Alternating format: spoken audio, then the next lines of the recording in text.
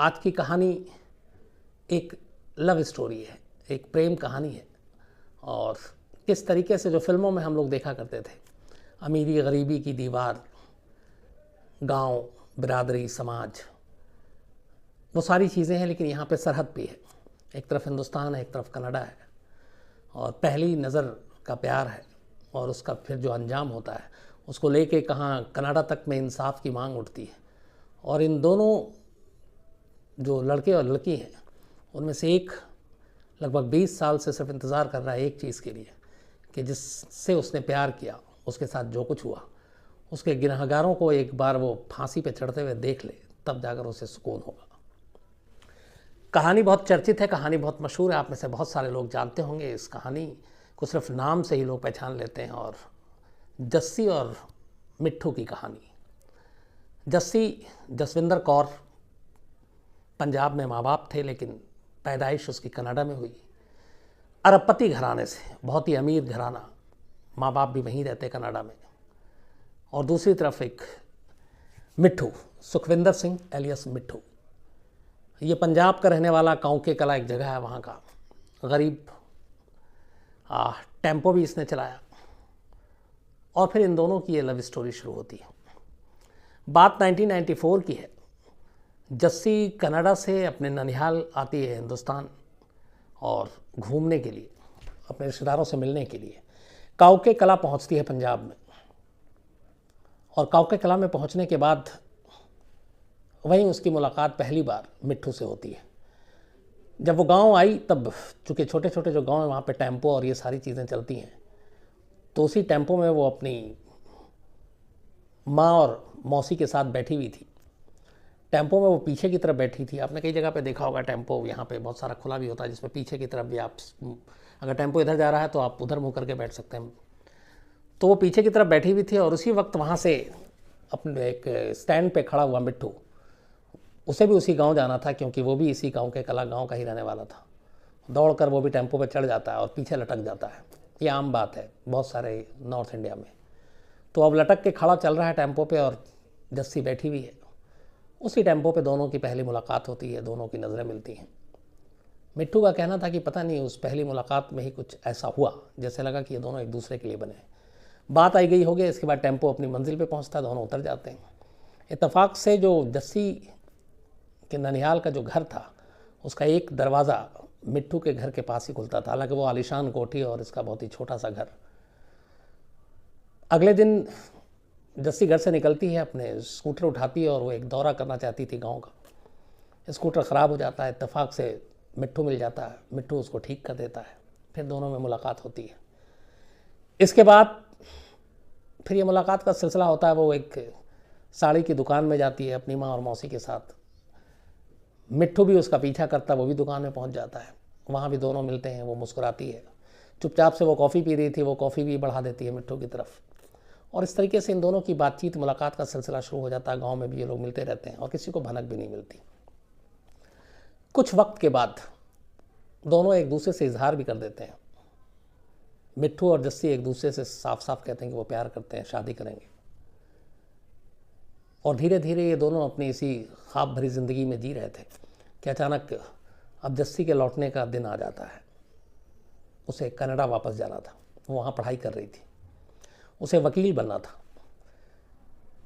तो जब वापसी की बात आती है तो मिट्ठू भी उदास हो जाता है। जस्सी खुद नहीं जाना चाहती थी, और उस जाने को टालने के लिए ये तक करती है कि वो अपना पासपोर्ट फाड़ देती है, ताकि उसे वहाँ वो जा ही नहीं, ले ही नहीं जा पाए लोग। लेकिन घर वाले अमीर और पहुँच वाले, 15 दिन के अंदर दूसरा पासपोर्ट तैयार हो जाता है। और ना चाहते हुए भी जस्सी को पंजाब से जाना पड़ता है कनाडा। लेकिन वो मिट्ठू से इस बात का वादा करती है कि वो जल्दी आएगी और वो दोनों शादी करेंगे और कनाडा में ही बस जाएंगे। उनके जाने के बाद अब दोनों ख़त के ज़रिए एक दूसरे से संपर्क में रहते हैं। चूँकि बात उस वक्त 94 की है, तब ये व्हाट्सएप और सारी चीज़ें नहीं थी, टेक्नोलॉजी इतनी नहीं थी। तो ये लोग हमेशा ख़त के ज़रिए बात करते। और इसके अलावा उस गांव में एक पीसीओ था, उस पीसीओ पे महीने में एक बार कॉल आता था जस्सी का, और वो टाइम पता था, ख़त के ज़रिए इसने बता रखा था, नंबर मिट्ठू ने दे रखा था। तो पाबंदी से महीने की उस तारीख को, उस वक्त पे मिट्ठू वहाँ पहुँचता और दोनों की बातचीत होती है, दोनों बातचीत करते।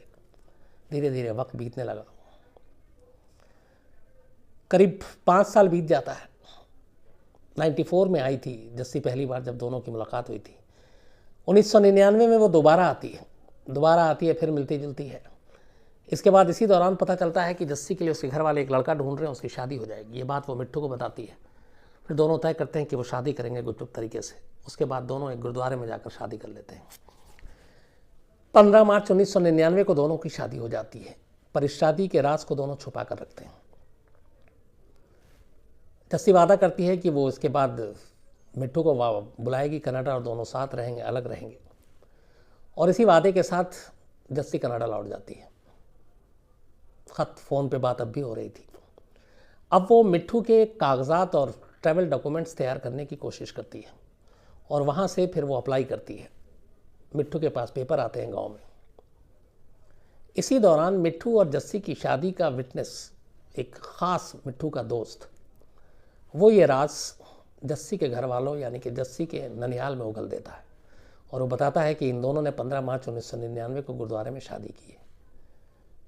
ये बात जस्सी के मामा को पता चलती है। जस्सी के मामा भी एक बड़े रसूखदार अमीर शख्स और यहीं कांके कला के रहने वाले। जब उन्हें पता चलती है बात तो फिर हैसियत बीच में आती है, बड़ा गुस्सा आता है। जस्सी की माँ बाप को बताया जाता है और फिर माँ के इशारे पे कहा जाता है कि इस शादी को ख़त्म करना और इन दोनों को अलग करना है। पहला कदम ये उठाया जाता है कि अपनी हैसियत का इस्तेमाल करते हुए जस्सी के मामा पुलिस में जाकर रिपोर्ट लिखाते हैं जस्सी के मिट्ठू के ख़िलाफ़ कि इसने जो है ज़बरदस्ती किडनैप करके जस्सी को, जब वो यहाँ आई थी, और गन पॉइंट पे उससे शादी की है। सुरजीत सिंह मामा थे जस्सी के। पुलिस वालों को पैसा खिलाते हैं, पुलिस वाला मामला दर्ज करता है, मिट्ठू और उसके दोस्तों को अरेस्ट कर लिया जाता है। इस गिरफ्तारी की खबर कनाडा में बैठी जस्सी को मिलती है।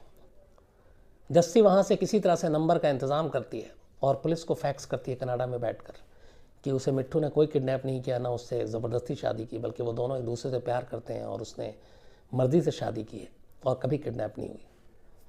अब जब ये चीज़ आ गई और अब पुलिस वालों को भी डर लगा कि जिसके किडनैप की बात हो रही है वो खुद ही गवाही दे रही है, तो मजबूरी में मिट्ठू और उसके दोस्तों को छोड़ना पड़ा।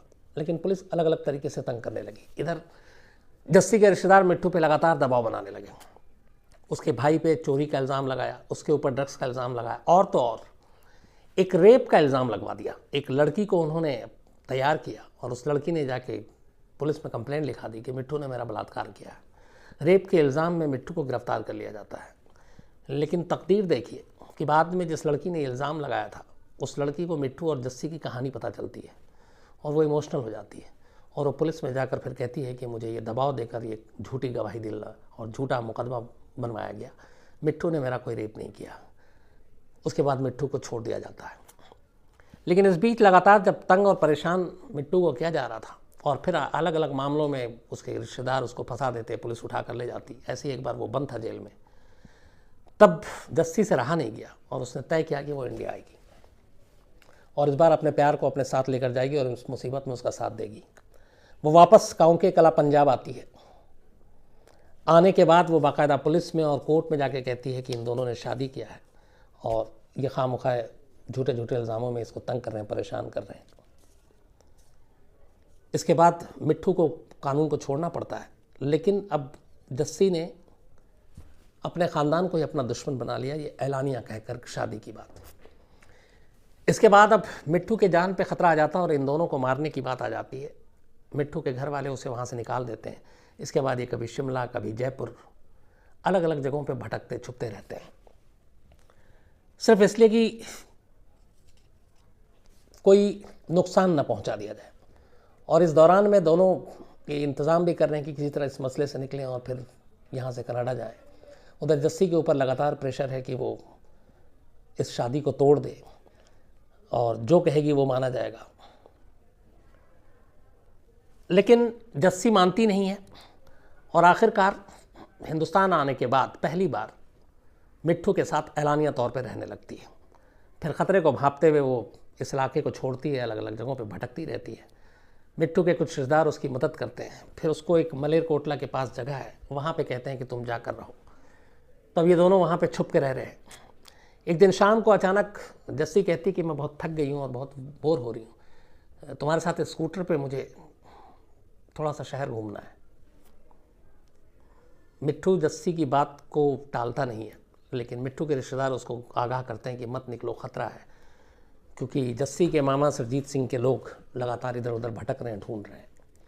लेकिन वो मानता नहीं। जस्सी की खुशी के लिए स्कूटर पर बैठता और दोनों निकल पड़ते हैं। थोड़ी दूर के बाद मलेरकोटला के पास एक नदी किनारे अचानक उन्हें एक गाड़ी दिखाई देती है, जिप्सी।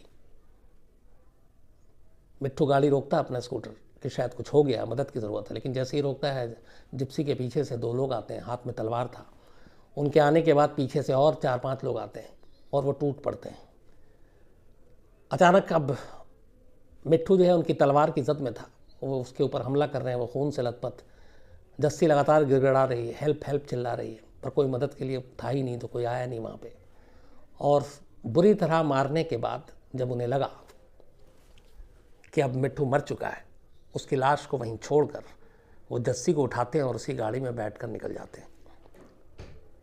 जो चार्जशीट और FIR है उसके हिसाब से जब वो लोग लेकर निकले, तो उसके बाद उन्होंने जस्सी से उसकी माँ की फ़ोन पे बात कराई।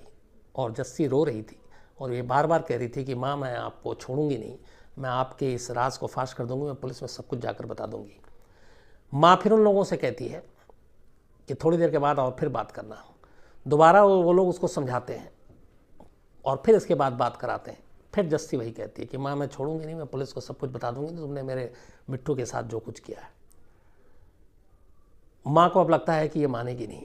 उसके बाद जो 7 लोग थे वो उनको फ़ोन पे ही कहती है कि जस्सी को भी मार डालो। एक माँ अपनी बेटी के लिए कह रही है। इसके बाद वो लोग वहीं पे एक लुधियाना के पास एक फार्म हाउस में ले जाते हैं। फार्म हाउस में ले जाने के बाद तलवार और बियर की बोतल से जस्सी का गला काट देते हैं और उसके बाद उसकी लाश को वहीं नदी में फेंक देते हैं। इधर गलती से वो लोग जिसे मुर्दा समझ कर गए थे, वो मिट्टू जिंदा था। एक गांव वाले 2 लोग गुजर रहे थे, उन्होंने खून से लथपथ देखा मिट्टू को, वो फ़ौरन उसे उठाकर अस्पताल ले गए। अगले 15 दिन तक वो लगभग कोमा में था। 15 दिन के बाद होश आया। होश आते ही पहली चीज़ जो उसने पूछी वो ये कि उसकी जस्सी कहाँ है। उसके रिश्तेदारों ने बताया कि उस दिन से उसका कोई पता नहीं है। और फिर इसने पुलिस को रिपोर्ट लिखाई कि मेरे ऊपर हमला हुआ था और वो लोग जस्सी को उठा कर ले गए थे। और आखिरी जो उसके कानों में आवाज़ थी बस वो यही थी, हेल्प हेल्प, वो चिल्ला रही थी। इसके बाद इधर जस्सी की लाश मिल जाती है। जस्सी की लाश मिलते ही मिट्टू बिल्कुल बदहवास पागल सा हो जाता है, लेकिन वो पुलिस में रिपोर्ट लिखाता है। और फिर नामजद, चूँकि उसे धमकी मिली थी, इससे पहले भी उसे फंसाने की कोशिश की गई थी, तो उसके कहने पे फिर पुलिस इन्वेस्टिगेट करती है, अलग अलग लोगों को पकड़ती है। पकड़ने के बाद पता चलता है कि जस्सी की माँ मलकीत कौर जो कनाडा में थी और जस्सी के मामा सुरजीत सिंह, इन दोनों ने मिलकर इस पूरी प्लानिंग को, उस पूरी साजिश को अंजाम दिया था। 7 लाख रुपए में मिट्टू की सुपारी ली थी और उसके लिए सुपारी किलर को हायर किया। और एक उस वक्त सब इंस्पेक्टर हुआ करता था जो मलेरकोटला इलाके में, जहाँ पे ये कहा गया था कि तुम अगर इसकी लाश को यहाँ पे तुम डंप कर दोगे तो उस केस को मैं हशप कर दूंगा, मैं सब देख लूँगा। तो इसीलिए मिट्टू को उस जगह पे और उसकी लाश को वहाँ पे फेंका गया, मुर्दा समझ के जहाँ मारा गया। तो उस पुलिस इंस्पेक्टर को भी गिरफ्तार किया गया। लेकिन इन्होंने 7 लाख में सुपारी ली थी मिट्टू की। आखिर में उसी दिन माँ ने जब कहा कि अब जस्सी को भी मार दो, तो सुपारी की रकम डबल हो गई थी, 14 लाख रुपए। तो 7 लाख मिट्टू के लिए और 7 लाख जो है जस्सी के लिए। 14 लाख में इन दोनों की सुपारी थी, लेकिन एक आधा ही कत्ल हुआ क्योंकि मिट्टू बच गया था। इसके बाद इन सबको गिरफ्तार किया जाता है, इनसे पूछताछ होती है। पूछताछ में ये लोग खुलासा करते हैं कि उनको सुपारी जो है वो सुरजीत सिंह ने दी थी। उसमें से एक सुपारी किलर बताता है कि उसने फ़ोन पे जस्सी की उसकी माँ से बात कराई थी और जस्सी की माँ ने ही कुछ देर के बाद ये कहा था कि दोबारा कॉल करके बताऊंगी कि इसका क्या करना है। और दोबारा जब कॉल किया तो ये कहा था कि जस्सी को भी मार दो, और उसकी माँ के कहने पर ही मैंने जस्सी को मारा था। तो इन सब चीज़ों को देखते हुए जस्सी की माँ और मामा भी इस हत्या केस में शामिल हुए। उस इंस्पेक्टर जिसको सुपारी किलर के ज़रिए और सारी पूछताछ हुई थी, उसको भी गिरफ्तार किया गया। अब मेन जो 2 अक्यूज़ थे, जस्सी की माँ और मामा, वो दोनों कनाडा में थे, बाकी सब यहाँ। इनको गिरफ्तार किया गया, अदालत में मामला चला। पुलिस इंस्पेक्टर समेत 3 लोगों को इसमें उम्र कैद की सज़ा दी गई। लेकिन माँ और मामा कानून के शिकंजे से दूर कनाडा में थे। लंबी कानूनी लड़ाई चलती रही। मिट्ठू लगातार पुलिस अदालत के धक्के खाता रहा और उसने तय कर लिया था कि वो अपनी जस्सी के गुनहगारों को बख्शेगा नहीं। इस दौरान में उसकी कहानी अलग अलग फोरम पे, अलग अलग मीडिया में आई, बात कनाडा तक पहुंची। कनाडा में जस्सी को लेकर जस्टिस फॉर जस्सी एक मुहिम चली। वहाँ के अखबारों और बाकी जगहों पे ये चीज़ें आईं। मिट्ठू की कहानियाँ वहाँ छपने लगी। उसको लेके एक पब्लिक ओपिनियन बनना शुरू हुआ। फिर इतना प्रेशर पड़ा कि उन दोनों को भारत भेजने का एक दबाव आ गया कनाडा पे, और यहाँ से सीबीआई के थ्रू बाकायदा इस केस का, और चूँकि दोनों एक्यूज़ थे, इंटरपोल के ज़रिए भी और फिर पुलिस, पंजाब पुलिस की अपील पर भारत सरकार ने भी जस्सी की मां मलकीत कौर और मामा सुरजीत सिंह को भारत को सौंपने की अर्जी दी। सालों तक तो ये मामला लटका रहा, क्योंकि कनाडा पुलिस बीच में आ गई। उसने कहा कि नहीं, जो आपकी पुलिस की इस पूरी डिटेल है उसमें बहुत सारे लूपहोल्स हैं, तो हम नहीं सौंपेंगे। फिर मामला कोर्ट में गया। इधर जस्सी को जस्टिस देने के लिए लगातार दबाव पड़ रहा था। आखिरकार कोर्ट ने अपना फैसला सुनाया और उसने कहा कि नहीं, इन दोनों ने जो गुनाह किया उसके लिए इनको कानून के तहत सज़ा मिलनी चाहिए और इसलिए इनको भारत भेजना चाहिए। आखिरकार करीब 18 साल के बाद, लंबे 18 साल बाद कानून की जीत होती है। मलकीत कौर और सुरजीत सिंह, जस्सी के मामा और माँ, उन दोनों को भारत डिपोर्ट किया जाता है। दिल्ली एयरपोर्ट पे वो लैंड करते हैं। पंजाब पुलिस की टीम आती है, उनको लेकर पंजाब जाती है। उनके खिलाफ किडनैपिंग, मर्डर, बाकी साजिश रचने, इन सब के तहत मुकदमा दर्ज होता है। और अब दोनों जेल में हैं और इन दोनों चूँकि लंबे समय से भागे हुए थे, तो अभी मुकदमे की कार्रवाई चल रही है। बाकी में उम्र कैद की सज़ा हुई थी, उसमें कुछ में हाई कोर्ट ने स्टे लगा दिया, कुछ ने सुप्रीम कोर्ट में लगा दिया। लेकिन जो 2 असली गुनहगार थे वो दोनों अभी, उनके ऊपर मुकदमा चल रहा है। इस मामले की उस वक्त जो जांच कर रहे थे और जिन्होंने एक पुलिस इंस्पेक्टर समेत बाकी लोगों को गिरफ्तार किया था, उनका कहना था कि जब वो इस केस की जांच कर रहे थे और जस्सी की माँ और मामा कनाडा में थे, तब एक बार उन्होंने एक ब्लैंक चेक भेजा था इस पुलिस अफसर आईओ के पास, इन्वेस्टिगेटिव अफसर के पास, और कहा था इसमें जितनी रकम तुम चाहो भर लो, बस इस केस को हल्का कर दो, हशप कर दो, ख़त्म कर दो। तब इस पुलिस अफसर ने कहा था, चूँकि एक इंस्पेक्टर गिरफ्तार हुआ था इसी मामले में, कि पंजाब पुलिस का हर अफसर या हर पुलिस वाला सेल पर नहीं होता, वो बिकाऊ नहीं होता, और उस ब्लैंक चेक को छोड़ दिया। सेम इस मिट्ठू, जिससे आखिरकार उसकी मोहब्बत के आगे पूरा फैमिली टूट गया, हार गया, उसे लगा कि अब कुछ नहीं हो सकता, तब मिट्ठू को भी यही ऑफ़र दिया गया 2012 में। उसे 14 एकड़ ज़मीन बहुत ही प्राइम लोकेशन पे और 1 करोड़ रुपए कैश एक पंजाब के लोकल एमएलए के ज़रिए ये ऑफ़र दिया गया मिट्ठू को। मिट्ठू का जवाब था कि जिस हैसियत का मैं हूँ और जिस हैसियत की जस्सी थी, उन दोनों में ज़मीन आसमान का फ़र्क था, लेकिन उसने हैसियत को किनारे करते हुए मुझसे जो मोहब्बत की, मुझसे शादी की, मेरे लिए जो कुछ किया, वो एहसास मैं कभी भूलूंगा नहीं। और ये 14 एकड़ और या कुछ कई करोड़ भी हों तो शायद उसकी कीमत या उसकी भरपाई नहीं हो सकती। उसने इस ऑफ़र को ठुकरा दिया। आज इस मामले को करीब 21 साल हो चुके हैं। मिट्ठू आज भी पंजाब में है। कई बार उसे धमकियां मिली थी, अब तो खैर माँ और मामा गिरफ्तार हो चुके हैं। आज भी वो अदालत के चक्कर काटता है। उसकी सिर्फ एक ख्वाहिश है कि उसकी जस्सी के जो कातिल हैं उनको फांसी मिले, और वो फांसी जब तक मौत नहीं मिलता तब तक उसके साथ इंसाफ नहीं होगा, जिसने उसकी एक हंसती खेलती ज़िंदगी को बर्बाद कर दिया। तो अभी भी मिट्ठू जी रहा, और मिट्ठू की ख़ास बात यह कि 21 साल हो गया, उसके दिल में कभी कोई और नहीं आया। उसने उसके बाद दोबारा कभी शादी करने का भी नहीं सोचा। उसने कहा कि ये जो पूरी ज़िंदगी और ये जो जन्म है, ये सिर्फ जस्सी के लिए है। तो उसी की यादों के सहारे वो अपना जो भी ज़िंदगी है वो काटेगा। जब दोनों मिले थे तब जस्सी की उम्र उस वक्त करीब 18 साल थी, 19 साल, और 23 साल का था मिट्ठू। तो अभी जस्सी के अपनी ही माँ और अपने ही मामा जस्सी की मौत के लिए जिम्मेदार और उसी के कत्ल के लिए जेल में है। मुकदमा चल रहा है, फैसला आएगा तो मैं ज़रूर आपको बताऊंगा आगे क्या हुआ। बट ये थी कहानी, एक अजीब सी मतलब कहानी हम कहें, जिसमें सब कुछ अचानक होता है और माँ और मामा ही अपनी बच्ची के दुश्मन बन जाते हैं। मारने किसी और को आए थे, मारते फिर अपनी बेटी को हैं, लेकिन हज़ारों मील दूर बैठकर माँ फ़ोन पे हुक्म देती है, कि उसकी बेटी को मार दिया जाए। अफसोसनाक कहानी। इस कहानी में आज इतना ही।